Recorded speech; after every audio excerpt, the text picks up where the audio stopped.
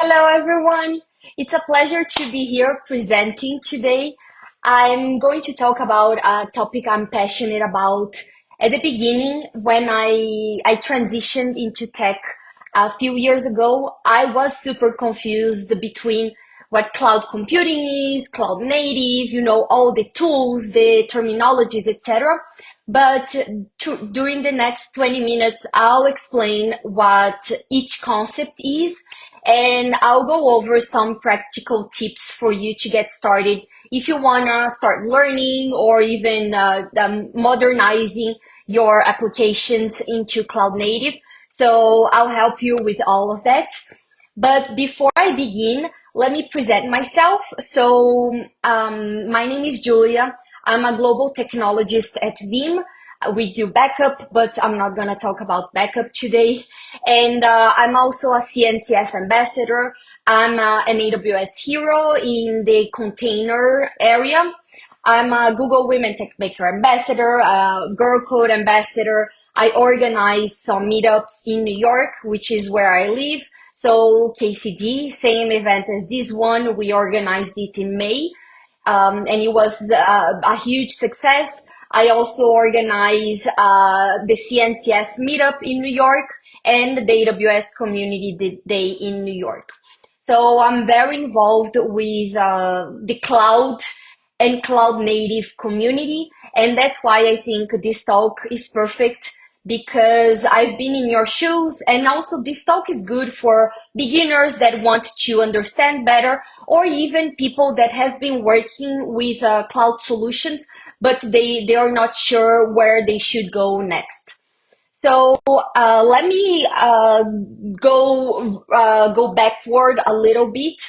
Going back in time, in the beginning, things were very simple. So as you see in the diagram, you had a single piece of software running on a machine, often directly on the user's local system. And whether it was a Linux server or a personal machine, the users were directly interacting with the software. And everything was self-contained, so the software, the operating system, and the user they were tightly coupled. But of course, this setup had limits, as we know. If the machine went down or if the software required more CPU, more resources, the machine would go down and everything would go down. So from that, we evolved, and also as the systems became more complex and the demand increased for applications, we needed more than just one machine.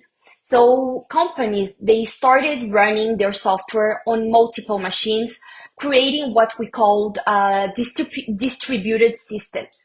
But this also brought new challenges. How did could we manage so many systems, and how could we keep them secure and ensure that they would talk to each other effectively? Firewalls and networking tools emerged to manage this complexity and help everyone. But again, scaling these systems across multiple machines introduced management headaches as each system needed manual oversight. So everything that you needed to manage, you had to do it manually.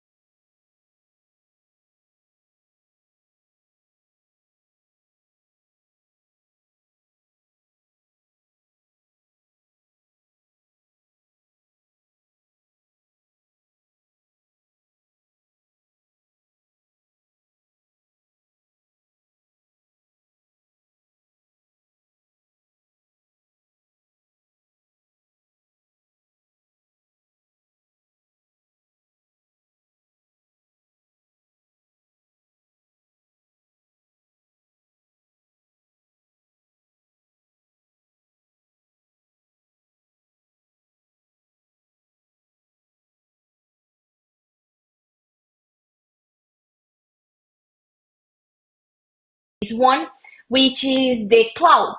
So companies like AWS, Microsoft that has Azure, and Google that has Google Cloud, they offered virtual machines on demand.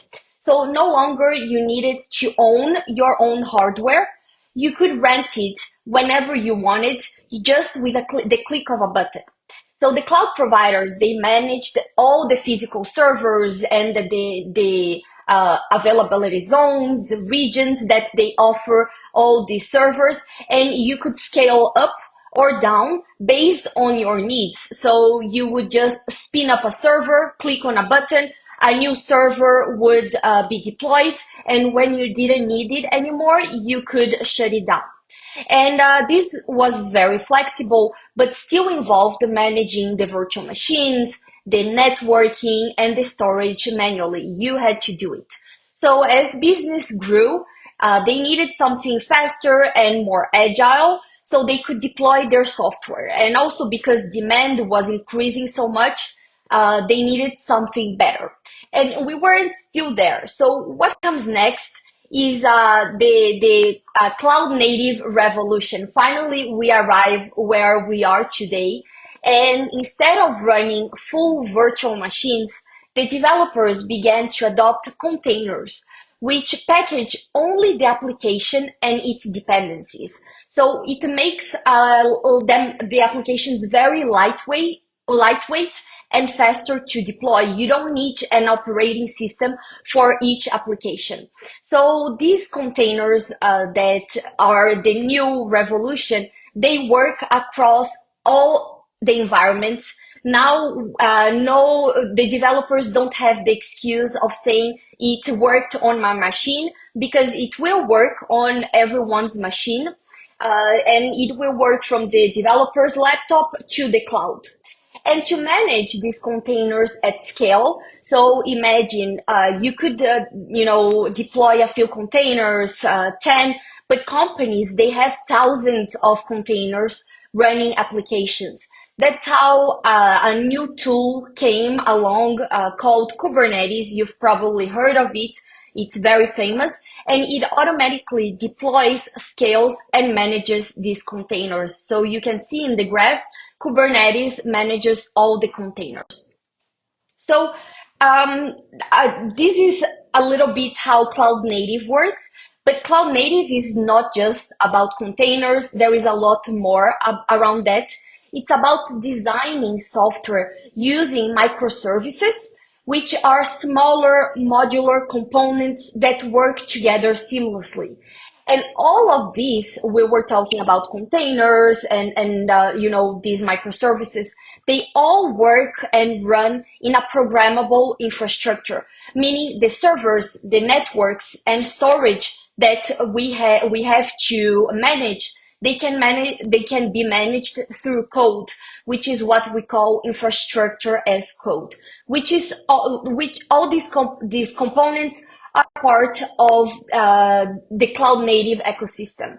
So I like to say the cloud native building blocks are these four ones. Infrastructure as code is another one, but it can be inside DevOps as well. So the four cloud native building blocks are DevOps, CICD, microservices that we talked about a little bit, and containers. But let's go a little bit more in depth into what each one of them is. So at the core of cloud native is DevOps. And what is DevOps? DevOps is the conjunction of two words, I would say, so dev and ops. And it's the practice of the operations team and the development team, so the engineers, working together, participating together in the entire service lifecycle. So from designing, here you can see the service lifecycle. So from designing through the development process through production support. So with DevOps, the continuous improvement of applications can happen seamlessly. Now, the next building block is CI/CD, and CI is for means continuous integration, and CD means continuous delivery. So there is a pipeline which automate the process of integrating code and deploying applications. So as soon as your developers, they are, creating a new application, building and writing code, they can deploy that automatically through this CI/CD pipeline. And this ensures that updates are frequent, consistent, and less error prone to errors. You can, automatically send that to GitHub if this is, the tool that you use, and it helps, be more faster, deploy code faster. Next, we talked a little bit about microservices, but it's more at the architectural level. So the cloud native applications, they are designed as microservices. Instead of what we used to have, we called monolithic applications, where it was one big block of an application. Now the software is built in smaller independent services that can be developed, deployed, and scaled independently. So if you need even to update one of these services, you don't have to update the whole code. You can just update a small part of it. And each of these services is responsible for a specific function, allowing teams to innovate faster. So all of these concepts, they are tied together, as you can see. And on the diagram in the screen, you can see how it's separated. So there is a service for the users, there is a service for the posts, and now you don't have to deploy one big single block of application. Now, finally, we already mentioned the containers, but these microservices that we were talking about, they are packaged in containers, which provide a consistent runtime environment, and it doesn't matter where they are deployed, in your local machine, on the cloud, it doesn't matter, they will work the same way. And so that's the beauty of containers. They run the applications the same way across different stages of development and production.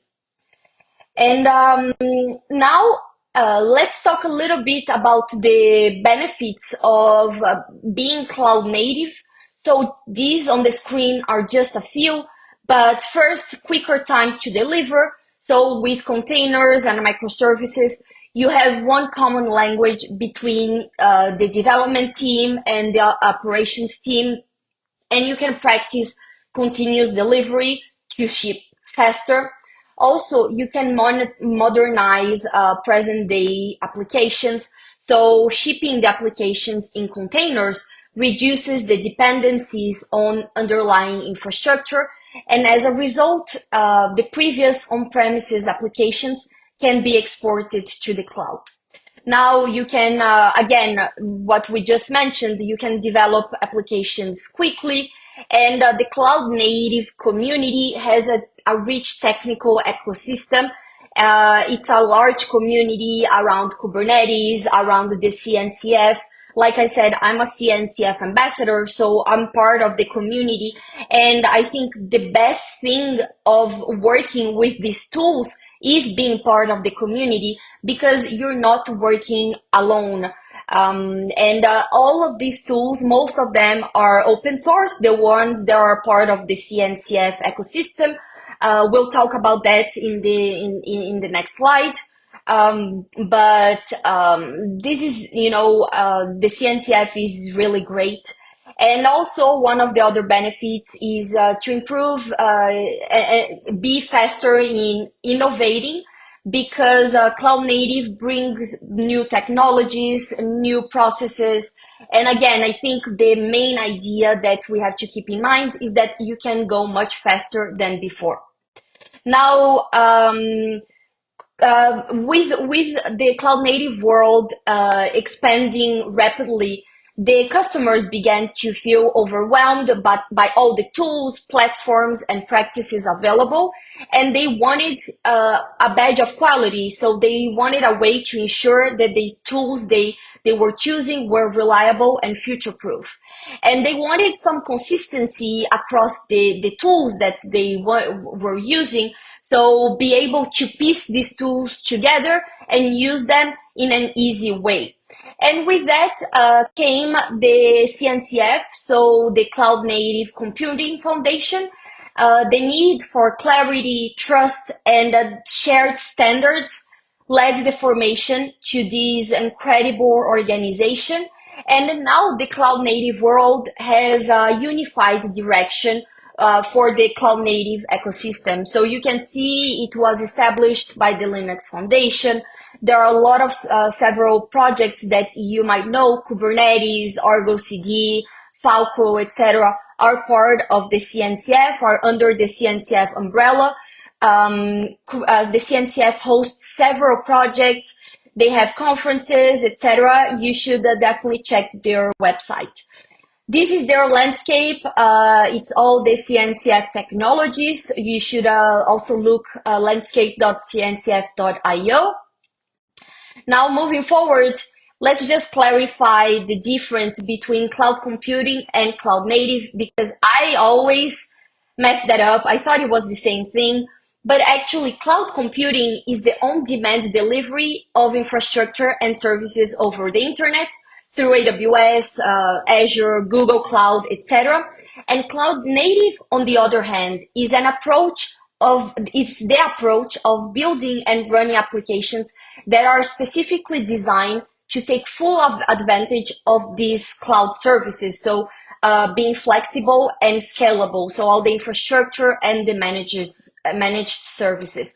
So one is the services itself, and the other one is the act of building applications with these cloud services. Now, if you're interested in starting or becoming cloud native, that's what we like to say. You should, first acknowledge that your legacy systems and they aren't